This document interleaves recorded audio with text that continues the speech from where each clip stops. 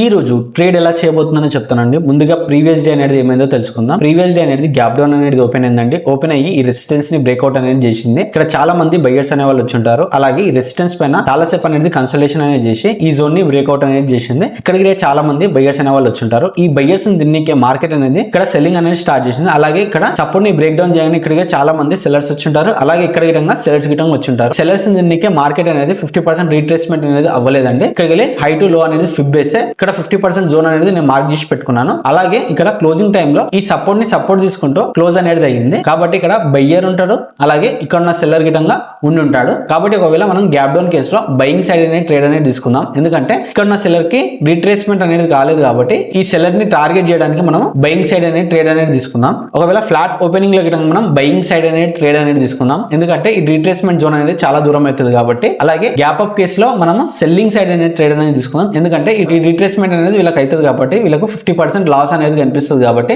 మనం ఇక్కడికి వెళ్ళి మనం సెల్లింగ్ సైడ్ అనేది ట్రేడ్ అనేది తీసుకుందాం. మార్కెట్ అనేది స్టార్ట్ కాబోతుంది, వెయిట్ చేద్దాం. ఇక్కడ చూడండి మార్కెట్ అనేది స్టార్ట్ అయ్యి ఒక గ్రీన్ కలర్ క్యాండిల్ అనేది ఫామ్ అయింది. అలాగే ఇక్కడ ఈ రీట్రేస్మెంట్ జోన్ లకు అనేది మార్కెట్ అనేది వచ్చింది. కాబట్టి ఇక్కడ పైన ఉన్న సెల్లర్స్ కి మంచి రీట్రేస్మెంట్ అనేది అయ్యింది. వాళ్ళకి 50% లాస్ అనేది కనిపించింది కాబట్టి వాళ్ళు ఎగ్జిట్ అనేది అవుతూ ఉంటారు. కాబట్టి మార్కెట్ అనేది ఇంకా పైకి అనేది వెళ్ళాలి. ఇక్కడ చూడండి మార్కెట్ అనేది ఈ రెసిస్టెన్స్ ని బ్రేక్అవుట్ అనేది చేసింది. అలాగే ఈ రీట్రేస్మెంట్ జోన్ విధంగా బ్రేక్అవుట్ అనేది చేసింది. కాబట్టి ఇక్కడ చాలా మంది బయ్యర్స్ అనే వాళ్ళు వస్తారు. మార్కెట్ అనేది మళ్ళీ కన్సల్టేషన్ లోకి వెళ్ళి మళ్ళీ ఇది బ్రేక్అవుట్ అనేది చేసింది. ఇక్కడ విధంగా చాలా మంది బయ్యర్స్ అనే వాళ్ళు వచ్చి ఉంటారు. ఇప్పుడు ఒక రెడ్ కలర్ క్యాండిల్ అనేది చూసి మనం ఎంట్రీ అనేది ప్లాన్ చేద్దాం. ఎందుకంటే ఇక్కడ బయ్యర్స్ వచ్చారు, ఈ రీట్రేస్మెంట్ జోన్ ని బ్రేక్ చేయగానే బయ్యర్స్ వచ్చి ఉంటారు. ఇక్కడ మనకు ఒక రెడ్ కలర్ క్యాండిల్ అనేది ఫామ్ అయిందండి. ఫామ్ అయ్యి రిజెక్షన్ అనేది కిందికి అనేది ఇచ్చింది. కాబట్టి మనము ఇక్కడ 50 పాయింట్స్ అనేది మన స్టాప్ లాస్ అనేది ఉంటుంది.